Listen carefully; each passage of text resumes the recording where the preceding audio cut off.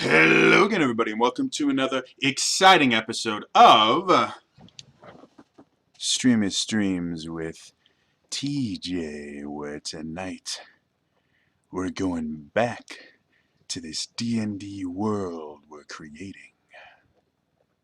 Yeah. Hi, everybody. That never is not creepy. I started doing that when I first started calling this Streamy Streams with TJ. I've been doing it for almost 2 years now, and it's never not creepy. Ever, never, ever, ever, never. So, yeah, I hope you guys enjoy how insanely creepy that is. Hi, everybody. For those of you that this may be the first time you're watching this, hi, Elias. It's nice to see Winky Face. Yeah. For those of you that may not know exactly what's going on, for the past, hi, mystery, hi, Miss Tori, I like your name. Yeah, for those of you that haven't tuned in before, for the last couple weeks, I have been creating a custom D&D adventure to kind of give everybody an idea of how I write my D&D adventures and things like that. And specifically, one of the things that I've done before, if you guys watched the extra live stream, I did a Ravenloft campaign that I wrote in like less than a week. And what it was is I just took the plot from Castlevania 2 on the Nintendo Entertainment System and just turned it into a D&D game. And it was actually a lot of fun. I had a blast. So what I've done is I'm actually taking very loosely the plot of Mega Man X from the Super Nintendo and turning that into a D&D adventure, which thus far has been kind of interesting. So let's actually get to the actual everything. So this is the adventure itself. And we started off by kind of giving a very, very basic idea of the plot that we're going to kind of attach everything onto. Obviously, Mega Man X is about robots and stuff like that. They don't really exist in D&D. D&D is not a sci-fi setting. It's a high fantasy setting. So we decided instead of everything being about robots, it would be about Warforged, which are basically magical robots from the Eberron campaign setting. So the basic plot that we came up with was the campaign starts with an attack on a city staged by Sigma. Sigma is who our big bad guy is going to be. He's chaotic evil. And to make him kind of... It's a Microsoft Word. No, because we're playing Dungeons and Dragons, and nobody wants to watch anyone playing Microsoft Word, Elias. Good suggestion, though. So yeah. We decided that he's going to be a high-level artificer because those are the people that generally tend to make magic items and stuff like that, and magical constructs like Warforged. We decided that the Mavericks from the game are just going to be generals in his army, and they're going to be Warforged that were specifically created by the Sigma character. All the names we will change over so that it's not a blatant ripoff of another game. But we have the 8 different Mavericks. Each one has a different damage type that they focus on.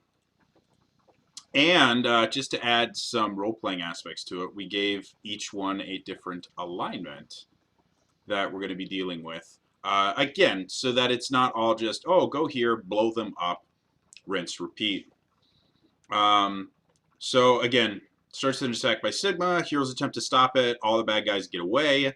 Heroes hunt down each one for reasons. Eventually take out Sigma. That is our basic plot. Then, to make it a little bit easier for the players to kind of get immersed in the world, we give them a little bit of background. The city, we don't have a name for it yet. We're just calling it Central City. Has been at war with Sigma for a insert time period here. Recently, he started creating Warforged generals who have taken over the nearby kingdoms, with Central City being the last bastion of resistance. The players are Warforged, created specifically to fight these generals and win the war. We decided on a level range simply because that's what's going to help us to define what we're doing. The players are going to start this campaign at 5th level, should be possibly be 10th level by the time they get done with it. We created some custom character options to kind of fit into this world. All the characters have to be Warforged. That's kind of the point of this. But so that they can play different classes and stuff like that and not feel hamstringed by their choice, by the fact that they have to be robots. We created a bunch of different types of Warforged just to make things a little more interesting. So you have your battle type Warforged, which is the standard Eberron Warforged from Unearthed Arcana. And then each other one, we changed the ability score increases, because the standard one gets +2 to strength and 1 to con. Each one of these, we added a different one. You know, Arcane is intelligence, speed is dexterity, control is charisma, faith is wisdom. And then we added some other stuff so that the characters could have kind of really unique characters, even though they're all playing robots. Robots in disguise.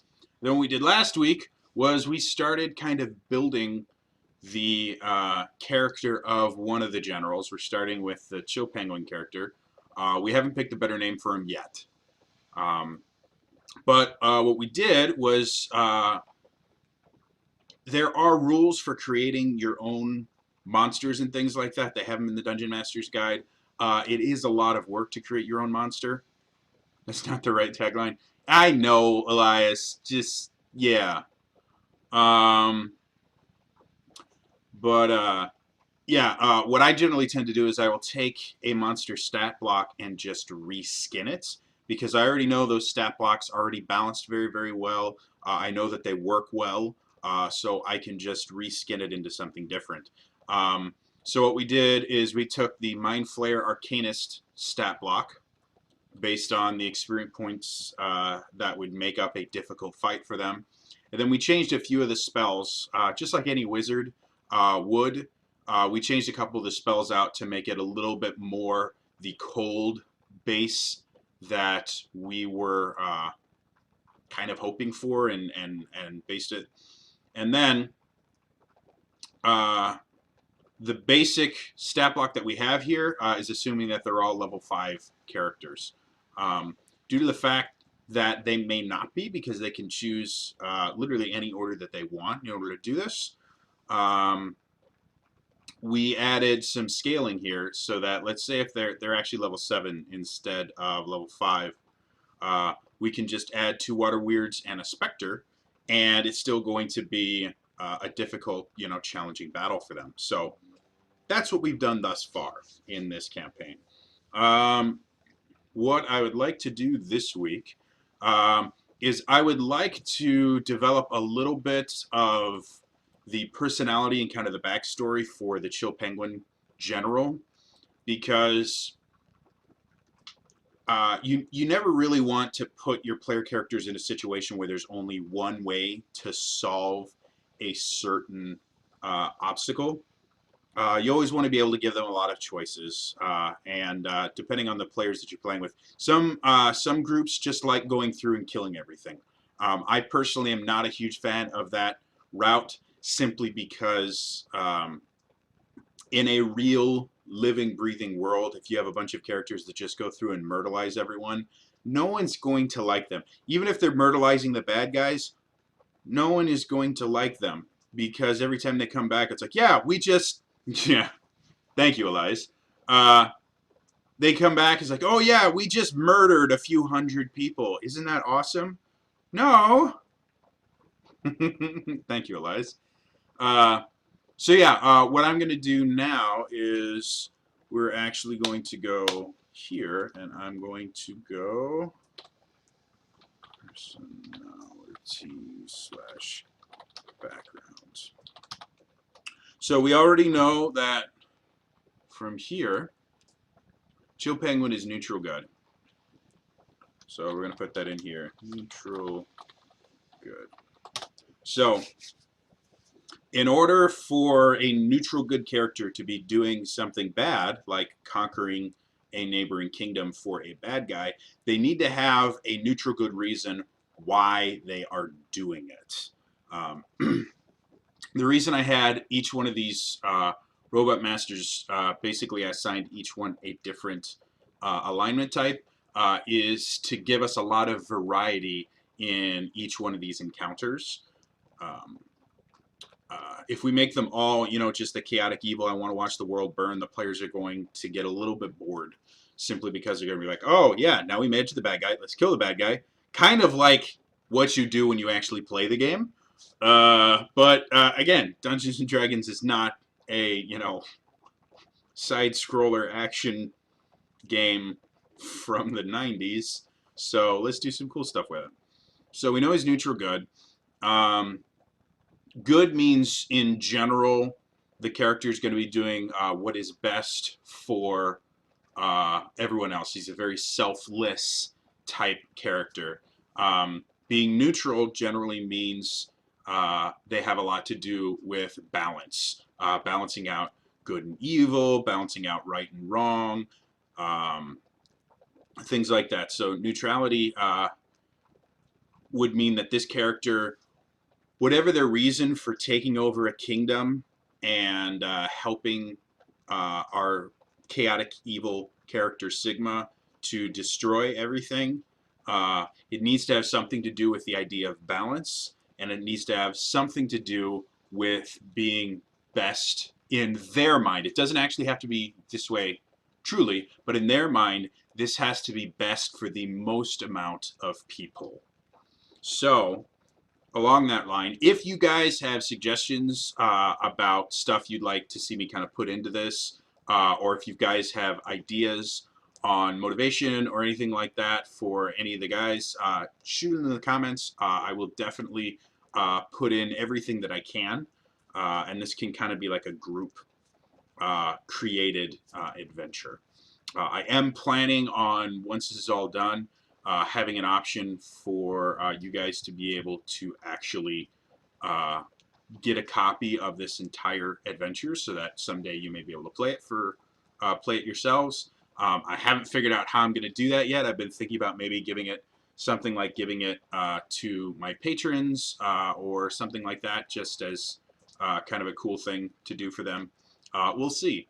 So somebody just did something involving something. Oh, cool. Somebody just retweeted me. That makes me feel special.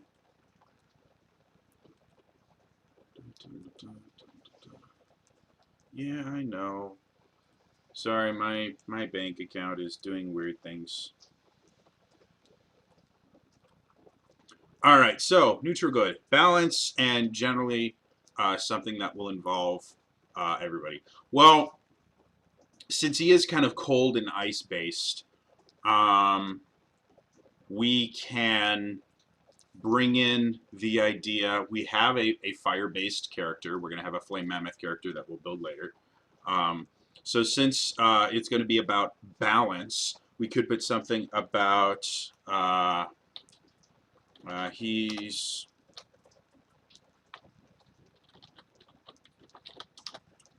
freezing this kingdom to offset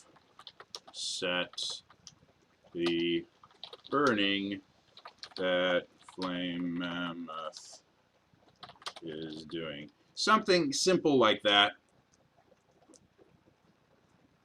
That's fine. Elias, really? No Mega Man games? You really need to, try it out. Like a lot of the stuff from Mega Man, like power-ups and stuff that you like from Metroid, it's Mega Man.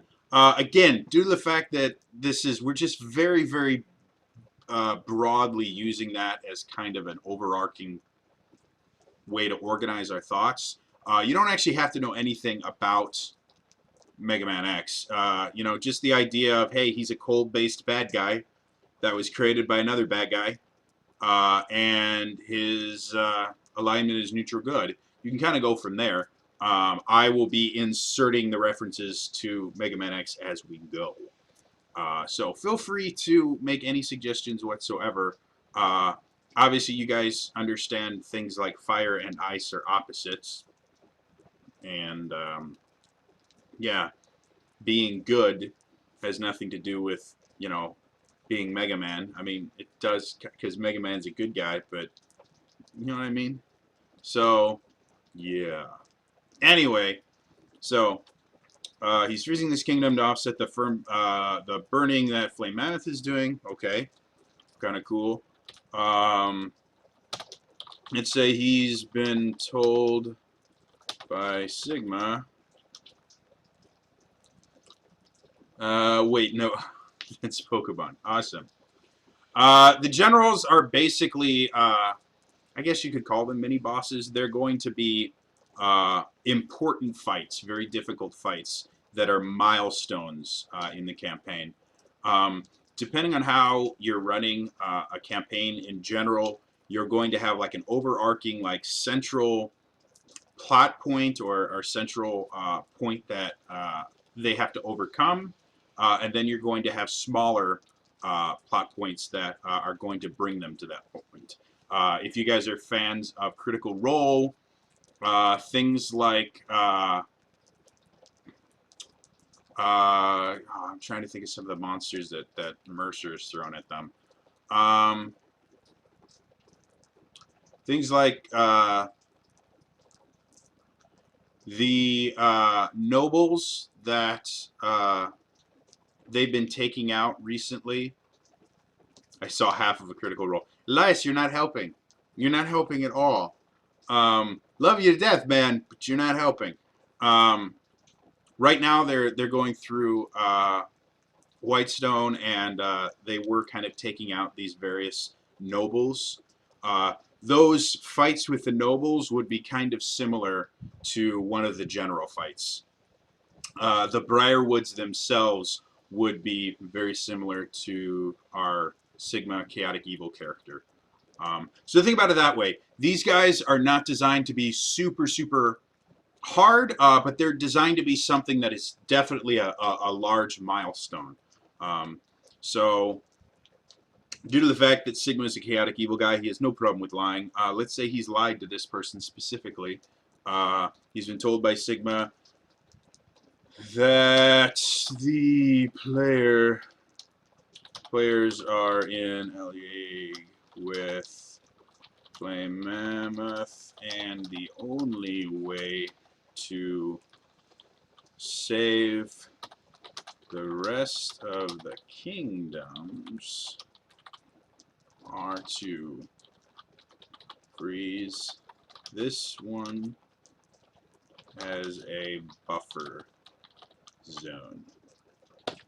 So, again, a very simple kind of outlining of how this character is going to interact with the players.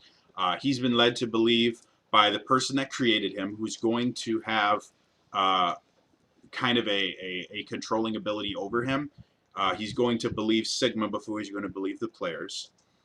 He's been told by Sigma that the players are in league with, we don't even have to do Flame Mammoth, are in league with, insert bad organization here. And the only way to save all the other kingdoms is for him to specifically take this kingdom and freeze it over completely as kind of a buffer zone. There's a lot we can kind of go with this. You never want to get really, really specific because the players are going to bring their own ideas to the adventure. But this gives him a definite reason as to why he's taken over a kingdom. He's like, well, technically, I'm doing this for the greater good. There are, things happening in other places that are going to have a lot of fire. Even though technically Flame Mammoth is my ally, he's doing a lot of fire-based things. So to keep everything in balance and to keep nature in balance, I'm going to do a lot of ice-based things. And I know that these evil characters, in his mind, are trying to do bad things. And so the only way to help save the rest of the world is to sacrifice a few people here, which again is a very kind of neutral good type thing, where they're sitting to go, well, the needs of the many outweigh the needs of the few. You know, these people have to be sacrificed in over for the greater good to be served. So you have this kind of cool thing that also means if the player characters actually try to interact with him as opposed to just coming in and trying to kill him, you can have some really cool role playing here, where he can sit there and go, well, I know that you guys are evil because, and you can bring in things that happen. Let's say that they actually went and they took out Flame Mammoth first. And just like what happened in Critical Role, when they killed him because they were a little bit, overexcited, they did so in kind of a violent manner. Kind of like what happened with Tiberius and his glaive of death with the old woman. You can bring that up later on to kind of show the players that everything they do is going to have consequences, and nothing that they do is just going to be kind of self-contained in a little bubble. No, they're going to have to answer for everything that they do over the entire campaign. So if they get there and they've already done something like they completely myrtleized Flame Mammoth and all the people there, or by doing something there, they happen to kill some innocents by accident, Joe Penguin can come up and go, no, you guys are evil. I know what you did to my fellow general. I know what you did to the innocents over there. I'm not going to listen to a word you say because you guys are evil. You did this, this, this, this, and this. You myrtleized this person, and that's not what good people do. And it gives the players a very unique situation where they have to actually realize that, oh shoot, what we did, while technically it was justified in our minds then, when you look at it from an objective lens, from some other angle, kind of looks like we're the bad guys. And it gives them a really interesting situation to go through. So yeah. And again, I'm never going to get super specific with anything because I want the different situations to kind of evolve naturally from the player choices and stuff like that. So you've got a very basic idea. Now we want to change his name because, again, he's not a penguin, but we want to give him kind of a Warforged general type name. We know he is a spellcaster. He's using the Mind Flare Arcanist stat block. So to give him kind of, we're going to go general,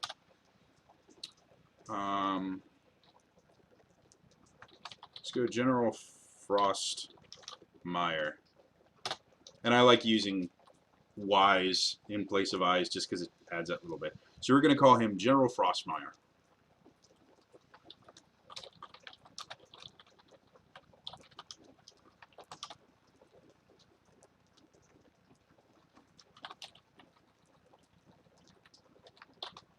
That way, now we are starting to distance ourselves from the source material, so the players themselves can't go, oh, I know this game. Now we have to do this, and this.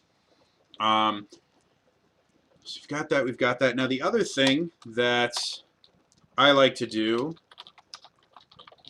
part of the kind of mythos of Mega Man X is the reason that you're going through and fighting all these robot masters, or Mavericks in Mega Man X's case, is you're going there to get stronger. You absorb their powers when you defeat them, and you can use those on other bosses, and that's kind of the rock, paper, scissors aspect of Mega Man.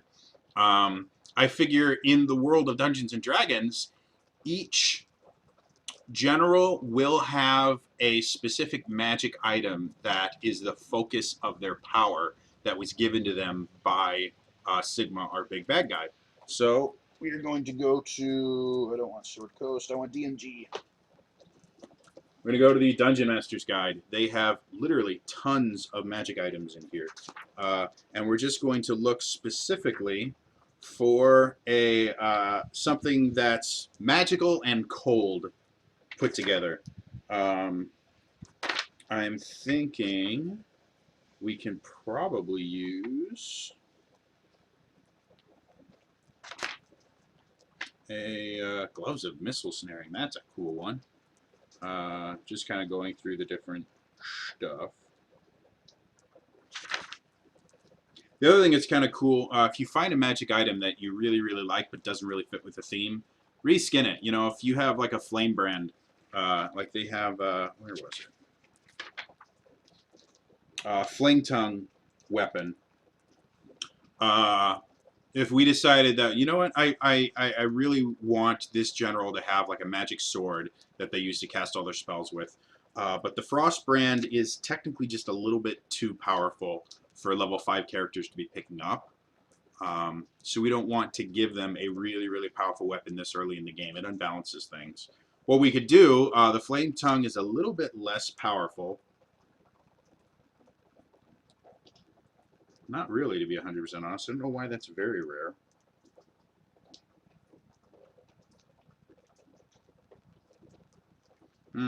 Yeah.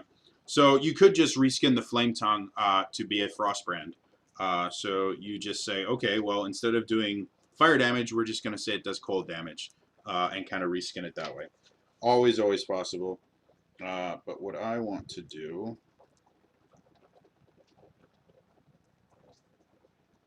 is... I'm just looking through a bunch of different magic items for something that might be able to kind of define the character.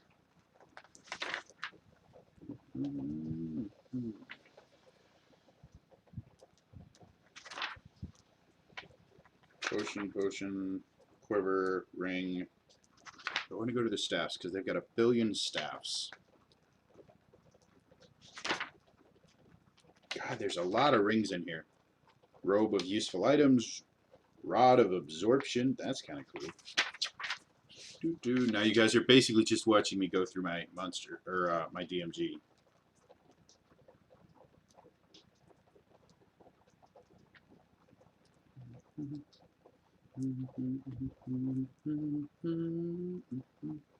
Rod of alertness.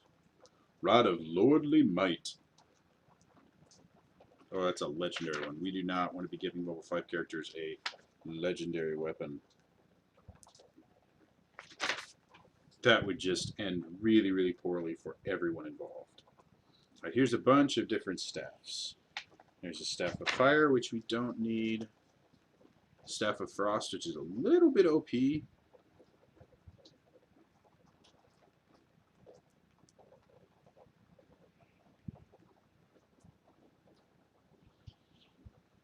All right. I think, just to make this work well, yeah,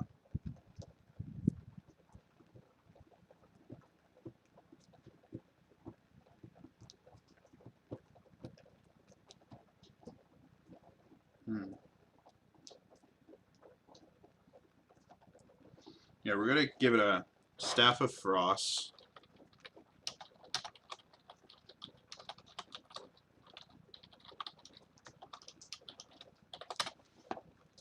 However, Staff of Frost is still a little bit overpowered, especially for level 5 characters.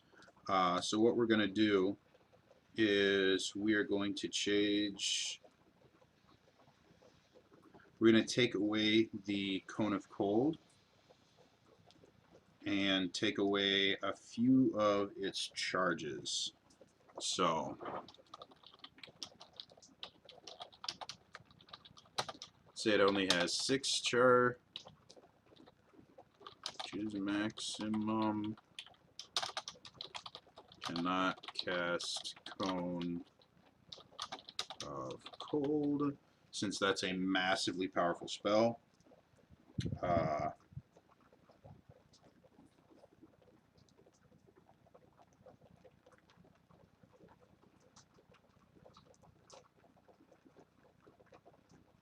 I think Fog Cloud is fine. Ice Storm and Wall of Ice. Yeah, I'm fine with that. I cannot cast Cold of Cone and only regains 1d4 plus 2 charges at dawn. Dawn.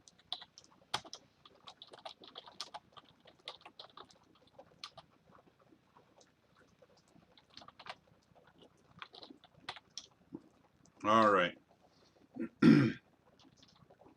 So now we have this magic weapon that they can pick up. That also means that the general himself has this weapon and will have access to it while during combat. Again, add that just little bit extra element of bad stuff. Yeah, depending on what happens during the combat, they may pick it up, they may not. And then I've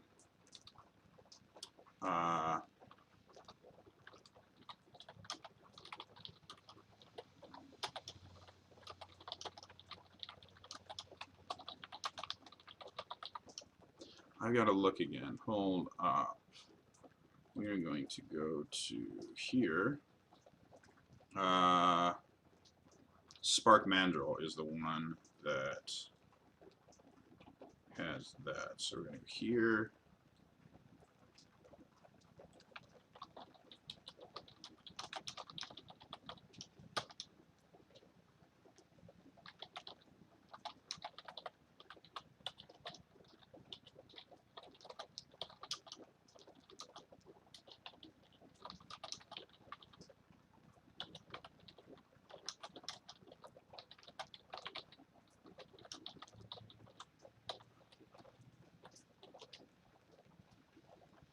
It's not a rod, it's a staff.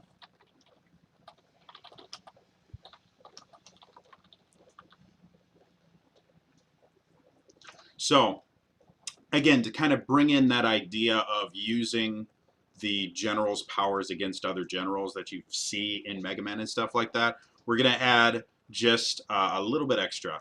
Again, we reduce it from 10 charges down to 6 to make it a little bit more, a little bit less overpowered. It can't cast the Cone of Cold spell because that's a really, really powerful, it's a level 5 spell. And for 5th level characters to be able to cast a level 5 spell is just too powerful. The other spells they have in there are like level 4, which isn't quite as bad. A 5 character can already naturally cast level 3 spells. So, and then we want to add in the idea that if they use those spells on Spark Mandrill, he acts as though he has a weakness to that damage type.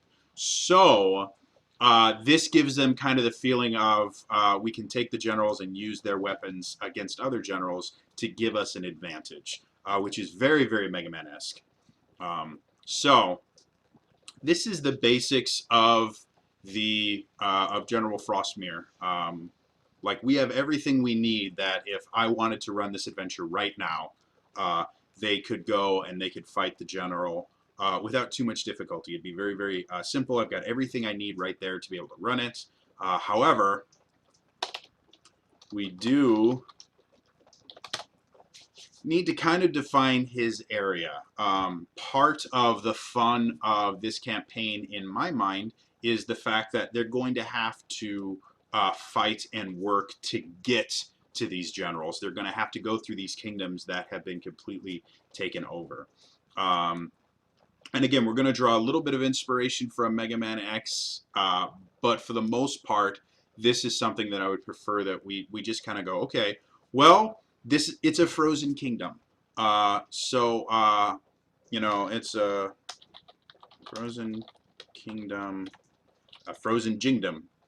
Ah, yes, he's a frozen kingdom. It's a frozen kingdom. So, any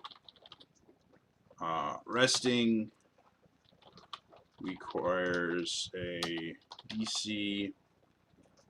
Let's make it a little bit difficult. Let's make it a DC 13 Constitution saving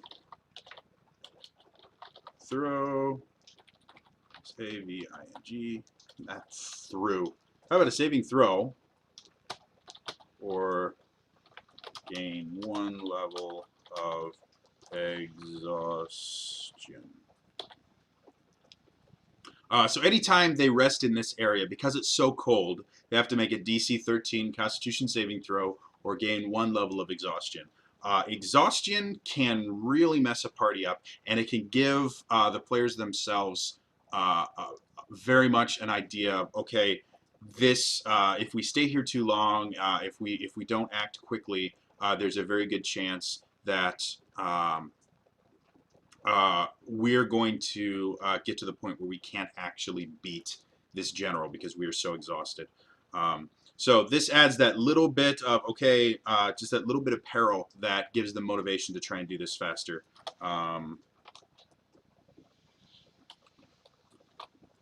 Exhaustion levels.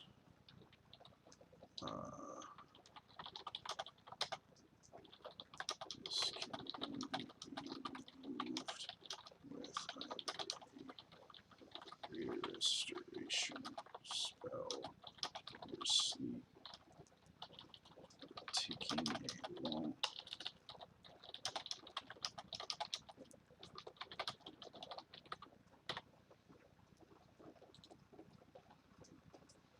Acquired. There we go. Acquired. And we're going to add that little caveat of, as long as they're in that kingdom, it's massively cold. They're not going to be able to remove these. Normally, if you take a long rest, it removes a level of exhaustion.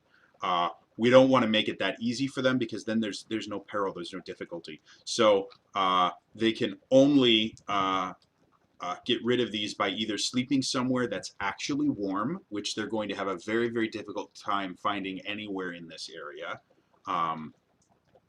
or using a greater restoration spell, which is a high-level spell that can remove levels of exhaustion. So again, this adds that little bit of peril. Hi, R2! We're writing a campaign involving robots and stuff. So yeah, wow. Elementals. Wow, I can spell. There we go. So yeah. So yeah, anytime they're in this particular area, and they take either a long or a short rest.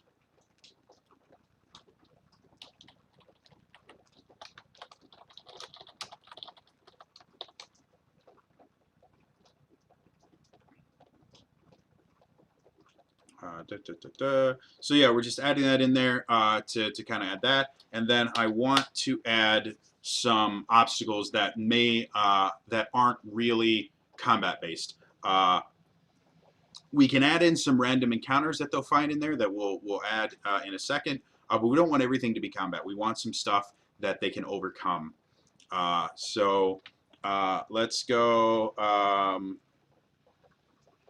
ice cave collapse.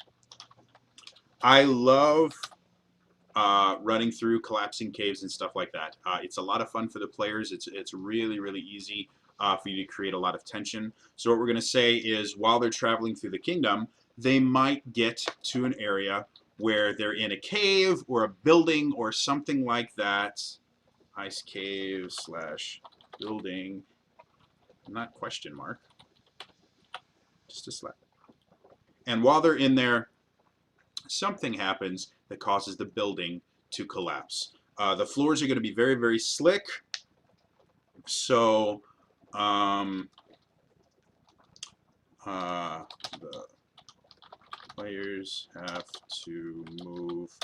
Your average player can move 30 feet in a single turn regularly using their move action. If they dash, they can move 60 feet. So based on that, we want this to be something that's going to take them a little bit of time, and they're going to have to actually work at. So let's say they have to move 200 feet to get out of the cave / building. All right.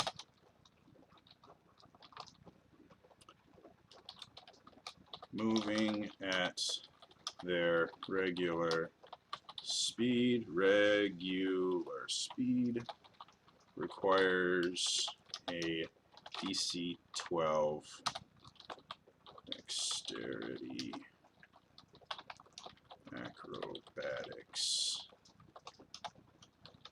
check.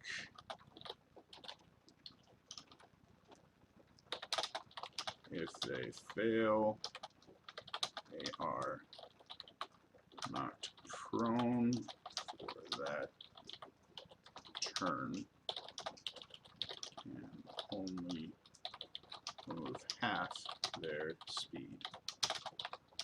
If they use the dash action, this check is made with disadvantage.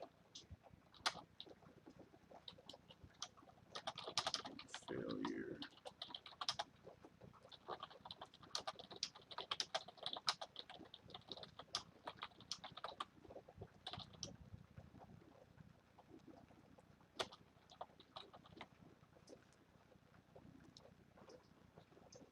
Moving half their speed.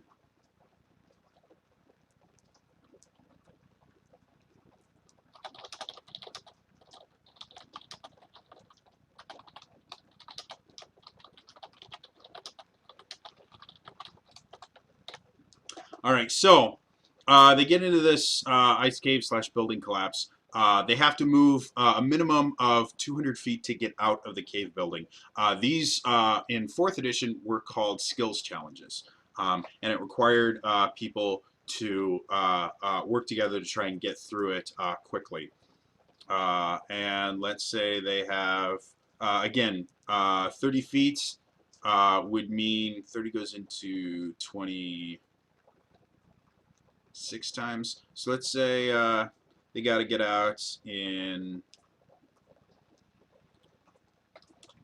say, 10 turns.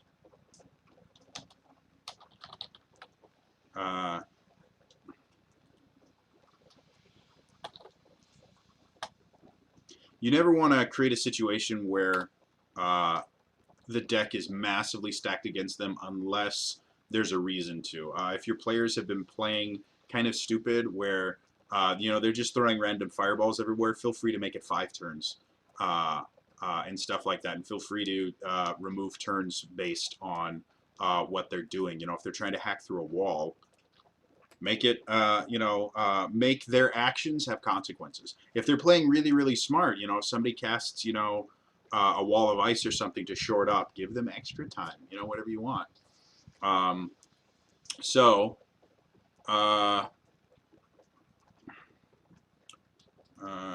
If they use the dash action, this check is made with disadvantage, and if failure results in them only moving half their speed and being knocked prone, the dash action is wasted.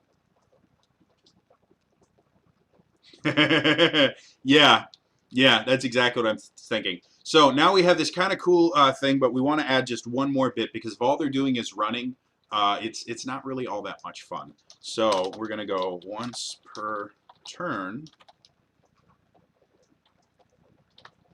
Roll to select, let's say, 2 players. A falling icicle. Icicle. Is that how you spell that? I don't know.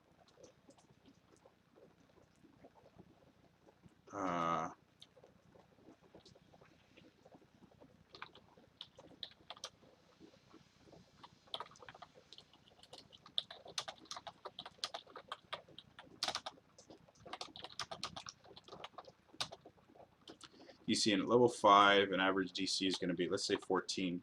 DC 14, Dex Acrobatics. Or no, just a Dexterity saving throw.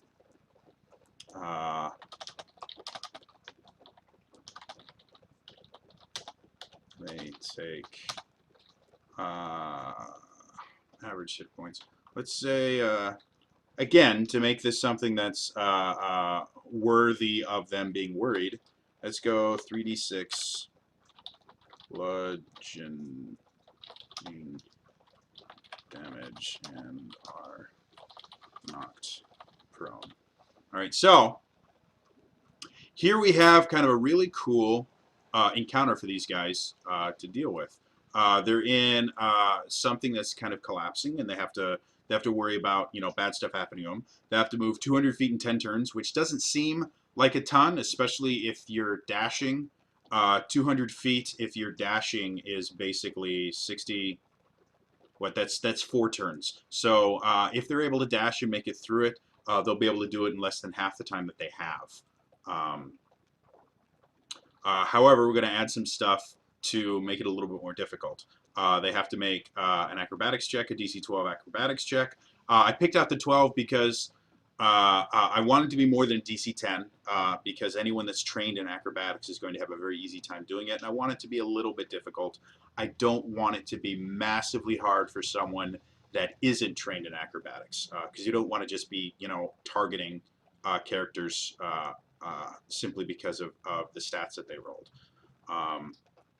The knock prone means that they have to use half their speed in order to get up. Let's go.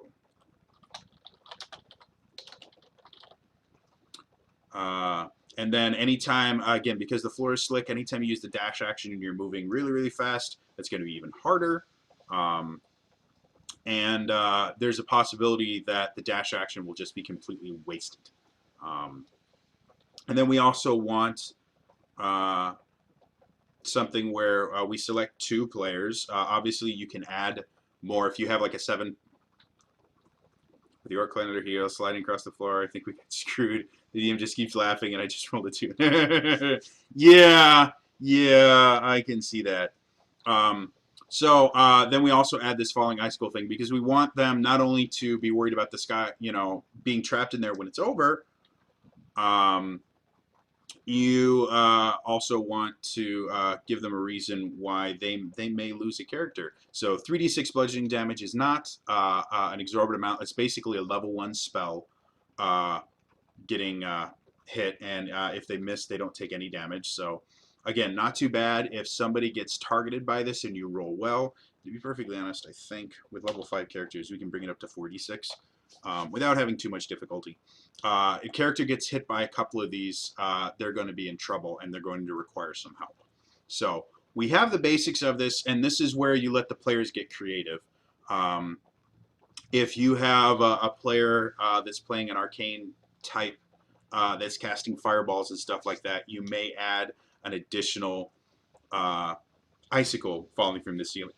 Or if somebody's cast Fire Shield on themselves, you may say that they take half damage from the falling thing or something like that. Let the players be creative.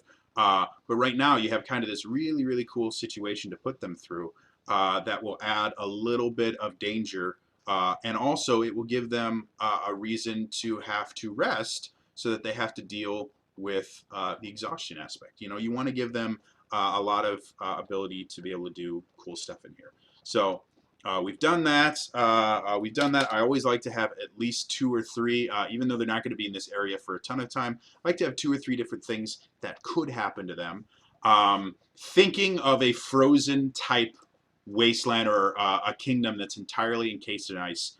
Do you guys have, excuse me, do you guys have an idea of something that they could go through, whether it's, we've already done, the stereotypical collapsing building thing happening. What other things could you see a party of adventurers having to deal with in a situation where they have to go through a frozen city?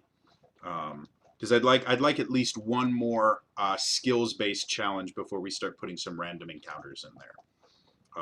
So, what do you guys think, huh? I've got so much going on.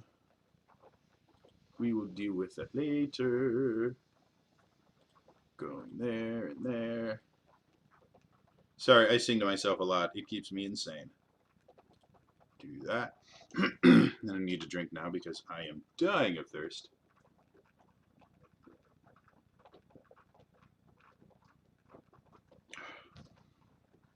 So, what do you guys think? Just kind of off the top of my head, I've thought of perhaps having to cross a frozen lake or something like that. Could be a cool skills-based challenge that will be very different from this and will require a very different set of skills to be able to figure out how to get through it. We could also go with the idea of having to traverse a place that requires them to kind of jump from platform to platform to get across it because, you know, due to ice and things eroding.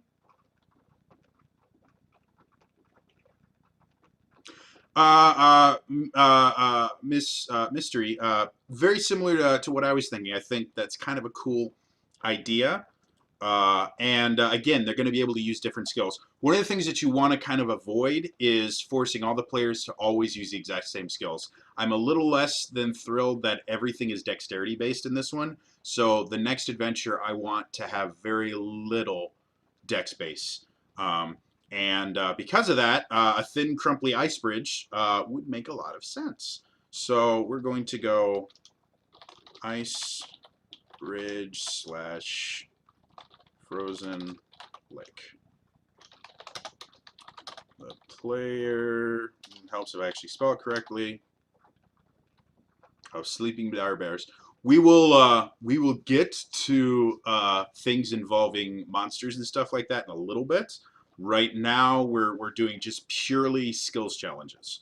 But yeah, probably something like that eventually. So the players have to cross a 100-foot ice bridge slash frozen lake. So, enjoy your food, R2. So we have them, and this is as a DM where you can really have fun with the players. You can go, all right, so you've been exploring this kingdom, and you've seen this and this and this, and then you come to the only way to get to the upper city where the general is waiting, and it is this large, precarious-looking bridge. As you look at it, you notice that the bridge itself is made entirely out of ice. You don't know what used to bridge this gap, but once General Frostmere came by, he replaced it with this bridge of ice. As you look at it, you notice that the ice itself is relatively thin, and you're not sure it can support your weight. And then kind of go, what do you want to do? And so what's going to happen is each character that attempts to cross must make a DC.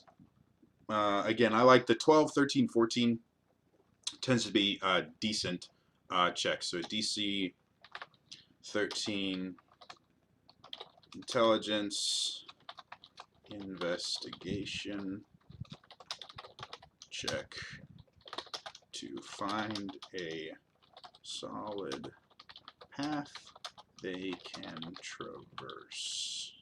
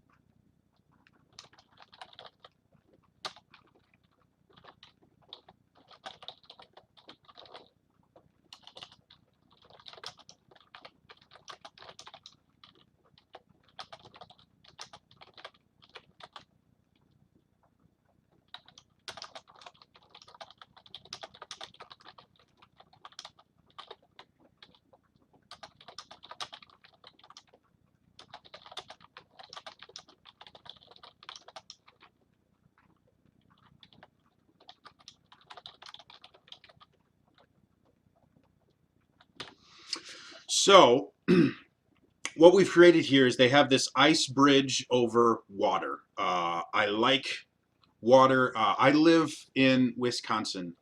For those of you that have never had to deal with extremely cold temperatures, um, falling into freezing water is probably one of the most terrifying experiences you can have in the middle of winter. Mostly because it is so different from anything you've ever actually experienced. I've fallen through ice before, and basically what happens is as soon as the water hits you, the water is so cold that a lot of times your legs or whatever gets trapped in it immediately goes numb.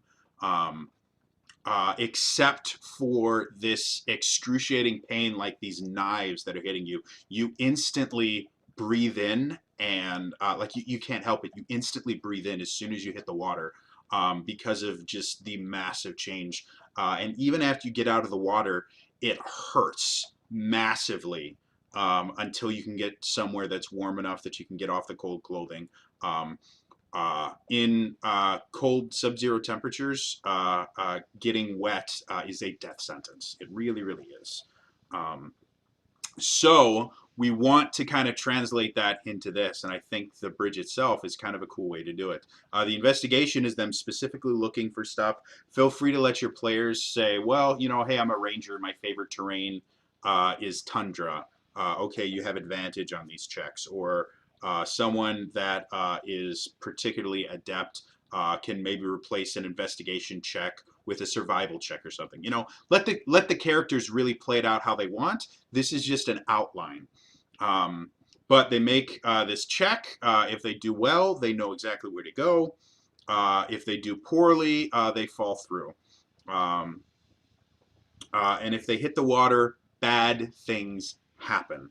Um, I want it to be far enough down that the other players are going to have to think of something creative in order to get them out. And the longer they stay in the water, the more chance that they are going to die.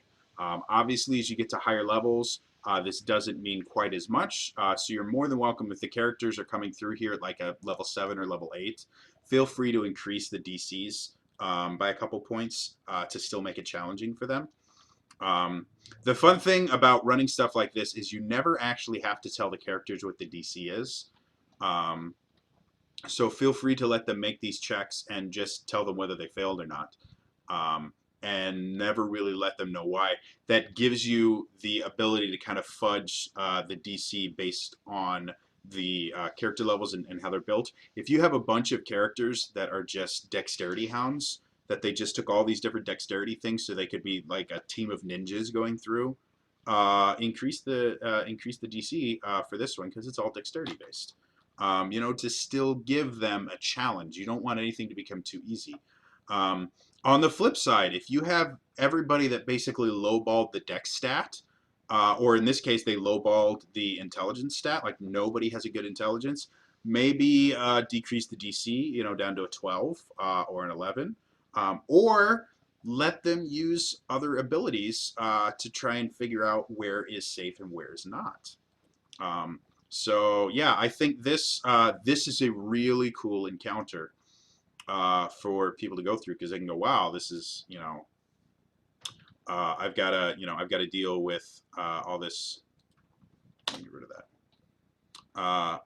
We have to deal with these things. It's not all about combat or anything. This is going to really test them as players, as opposed to test them as, you know, how OP can I create my character. No, this is going to test their problem-solving skills and add that little bit extra stuff. And again, when stuff like this happens, that brings up the idea of resting again, because they're going to have, you know, bad things happen. They're going to have to rest. So all these things should give them reason to go through this city and feel like bad things can happen to them. So we're done with that. Let's do some random encounters. So now I'm going to bring up again this. I love this thing. It's just so great. We're going to make it for 5 PCs. We're going to go to encounter building. So, in general, we're going to want medium encounters. We don't want we want the hard encounters to be the boss fights. These are all going to be medium encounters, maybe an easy encounter, every so often, just to kind of, give them a reason to pay attention. So medium is 2,500. If we do 3 level 3s plus a level 1, that would give us pretty close to 2,500. That'll give us 2,400. So very, very close. Let's go ahead and go back to our, again, DMG in the back of it. They have all these lists. One of the lists that I use a ton is they do monsters by challenge rating. So we can sit here and go, what do we want? We're looking for challenge rating 3 ones? Yeah, we need 3 of them.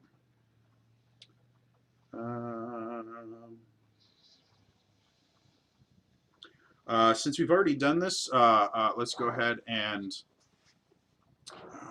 we're going to go back to, I want, where are you? There you are. So random encounters. We're going to go 3 water weirds and, am I spelling weird wrong? No, that is right. It's just not supposed to have an S. And 1, we need a challenge rating 1 monster. That kind of goes with that.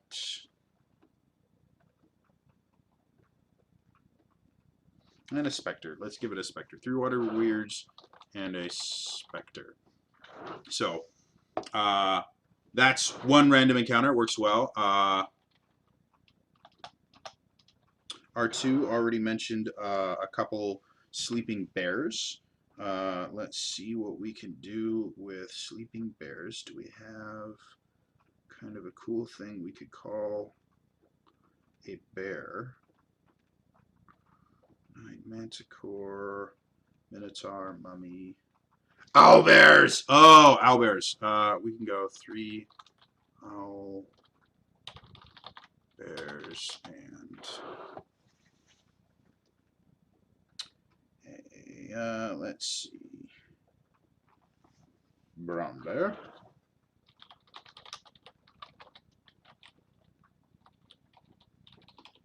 And just to add a little bit of variety, a brown bear, and we still have technically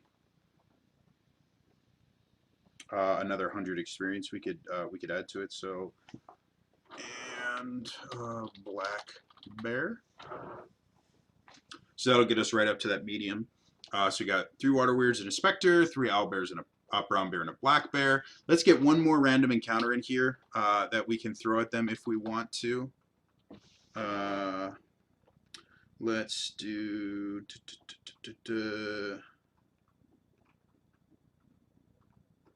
or Pearl Bear Dog. Oh, yeah, and don't forget, guys, these are just stat blocks. If you want to reskin them to fit in the theme better, by all means, do it. We have the list of, I'm actually going to bring it up here real quick. So, these are the various enemies. These are the various enemies that you see in the game. You have, and anything that from the Chill Penguin stage. So this guy's in the Chill Penguin stage, this guy's in the Chill Penguin stage, this guy's in the Chill Penguin stage, these little bee things are in the Chill Penguin stage. We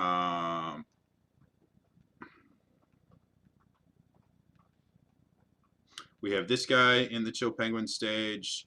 Where's the ones that I hate just massively because they're evil? We have these little bunnies that fire things in the Chill Penguin stage. Delirious owlbear dogs. I like that. Anyone once wanted everyone's socks. Excellent. Those guys are really annoying because they just like jump around and you're like, oh, bunny, and they shoot like laser bolts at you. They're horrible. And then, come on. This thing. What it does, this snow shooter thing, is it just throws a snowball at you that as soon as it hits the ground, it starts rolling and turns into a massive snowball that is almost impossible to dodge once it gets really, really big. So I hate these guys. So again, because we're taking this from Mega Man X, feel free to reskin any of these things into something that you would find in the game. This is stuff that literally all I did was type in to Google Mega Man X enemies by level, and I was able to find both of these things. So again, this is one of the things that it's the reason I enjoy taking these adventures and using them from, kind of converting them from things that I really enjoy and that I really know well, is I can sit here and get really, really creative with how we do things, and I can go, oh, cool, look at that. How do you Google? That's something that your parents can talk to you about, Elias, when you get a little bit older. I'm not sure, you really need to be exploring the entirety of Google at your age. By the way, for those of you that don't know, Elias is a good buddy of mine. He's amazing and lovely. He actually has a show on Wednesdays that he does called Winecraft Wednesdays. But yeah, he and I like to give each other shit a lot because that's what guys do. All right, so let's go back into this again. All right, so one more thing that's kind of cool. I'm gonna save those for another thing, but this makes perfect sense. We're gonna do 3 winter. Actually, you know what I'm going to do, just to be an absolute ass, because this will bring it up to, again, 2500 is a medium encounter. Let's actually bring this up again, just to show you guys. So, 3750 is a hard encounter for 5 PCs. So what I'm going to do is I am going to make one of these adventures just be a little bit higher than medium. We're going to do 4 Winter Wolves, because again, they're cold themed. And winter wolves are a bitch to fight, so they're a lot of fun. So we've got 3 random encounters that we can put them in.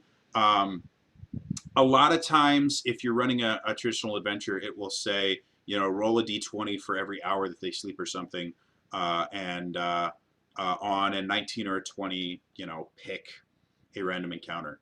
I'm not going to go that far with this. I'm going to leave it a little bit more to the DM, where these are already kind of balanced-ish encounters that they can throw at them. They can throw at them however they want. Like, let's say that they've got into this owlbear encounter, and during it, they got into the encounter in a cave, and during it, their caster shot off a fireball, and that's what started the ice cave building collapse. Or maybe as they're crossing the bridge, as they make it halfway across, 4 winter wolves find them, and then they do that. So again, as a way to kind of mix in things, I'm just going to list a couple different random encounters you can do. They don't have to actually encounter these things, but we want to give the DM something that they can kind of use to get through it. So this is the entirety of General Frostmire. With everything we have here, we can actually run the player characters entirely through this portion of the campaign. There's a magic weapon that they can get that will help them out later on in the campaign. We know his kind of motivation and everything, so if they want to try and talk him down, they can. We also know that this is how he's going to fight. If they're really powerful, this is how we're going to change things. And then these are things that are going to make the adventure getting to him very unique and give them something that they can really enjoy and have a lot of fun with. Each one of these things, I describe the mechanics of it specifically because those are the things that are the hardest to kind of make up on the spot. All of this, you can flavor text crazy.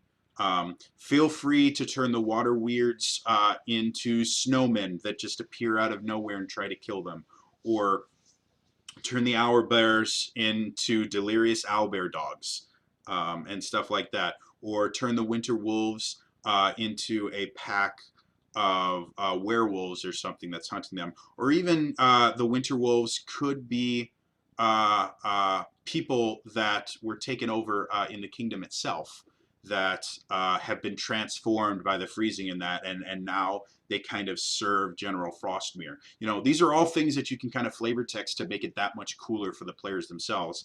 I'm just going to list the mechanical aspects of it and leave it to the DM in order to let them kind of create what they want around these mechanics. Because the mechanics are normally the things that are the most difficult to do. So that's an entire section. I could run this right now and have absolutely no issues. And this would probably be very easily. This could be probably a 4-hour adventure in itself, or I could shorten it down to something that I could do very simply in about 2 hours. I can use or throw out as much of this as I want. Originally, the idea behind this was it was going to be like an 8-hour adventure. In order to do this in 8 hours, I would probably get rid of half of these guys, simply because you can't get through 8 kind of boss battles in 8 hours. But if you wanted to do somewhere between like a 16 to maybe even like a 32, sort of mini campaign with this stuff, I think this would work really, really well. So, what do you guys think? What do you guys think of this particular section of the adventure? I'm interested in your thoughts. Anything that you'd like to see in this specific area? Anything that you think maybe is just a little bit too much of the DM being a dick? What do you guys think? And I'm going to go back to checking things in my billions of things.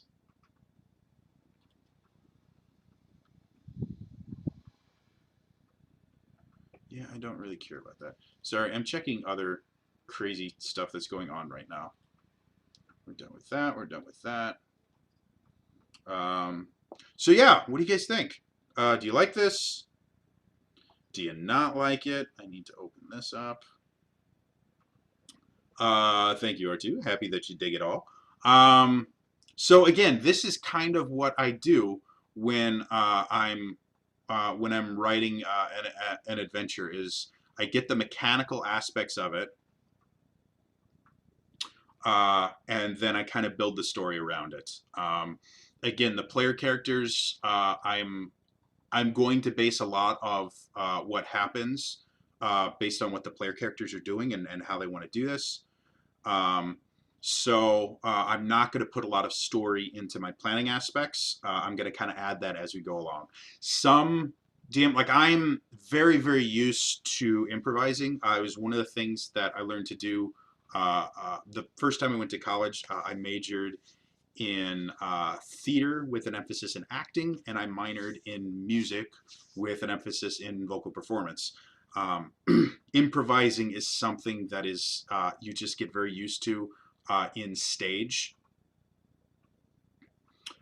acting. So I'm very used to improvising and making stuff up on the spot. Some DMs prefer to have their story very kind of concrete and written, and so that they don't have to improvise quite as much. If you want to add more story elements to all of this, you are more than welcome to. Just remember, any story elements that you write, there's a very, very good chance that your players are going to do something very, very different than you expected, and a lot of the hard work and effort that you put into writing your story is going to end up in the garbage. If you're okay with that, then yeah, write as much as you want.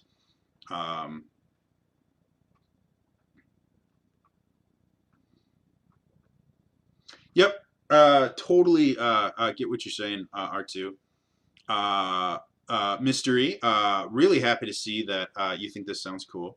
Do you guys want me, we've been doing this for a little over an hour. Do you guys want me to start writing another general, or do you guys want me to kind of end it here tonight and we can pick this up in a couple of weeks? Because next week I will actually be running my custom D&D campaign at this time. So what is going on there?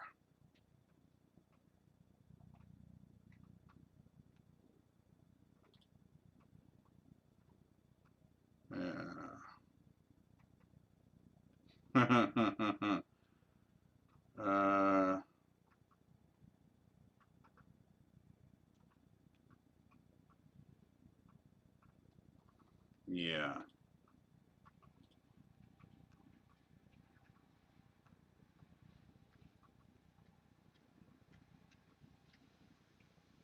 Sorry, dealing with other stuff. The joys of being an organizer. Let's go back here. Well, R2 is going to be going off. What about Mystery and Elias? Do you guys want to see me do another one, or do you want me to end it? Thus far, I've been doing these in roughly hour things, simply because by the end of it, other than this week, generally I haven't had an audience. So I'm fine with go ahead and we can end it. I may do a couple more random streams. Like I always stream Tuesday nights. For those of you guys that don't follow me, I always stream Tuesday nights unless something comes up. So Tuesday nights is my streaming night, and I generally do 1 to 2 hours. Right now, I'm focusing on this D&D thing because a lot of people seemed really interested in it. So this is going to continue until we either finish this or people get bored. Beyond that, I may... I know exactly what you mean, R2. Beyond that, I may be doing some random streaming later in the week because my schedule has become significantly less stressful. Basically, the only things that I have to do right now is I've got a weekly D&D game that I run at a local game store, which is one of the things that I was dealing with before. And I've got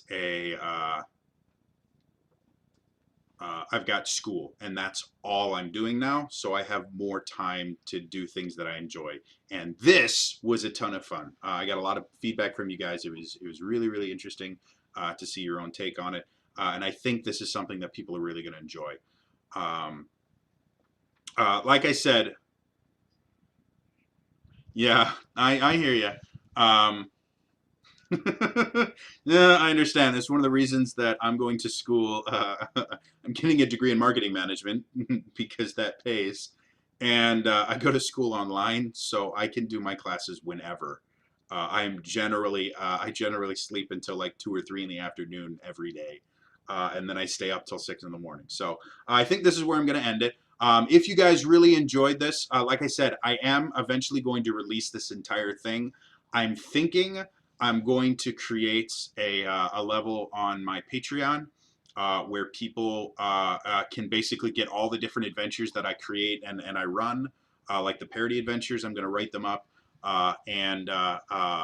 If you get this particular level on my Patreon, you can just download them for free. I will probably also have contests and stuff like that where you guys can get copies of these adventures, because I think this is something that people would really enjoy. And I want to find ways to reward my patrons for being lovely, amazing, wonderful people.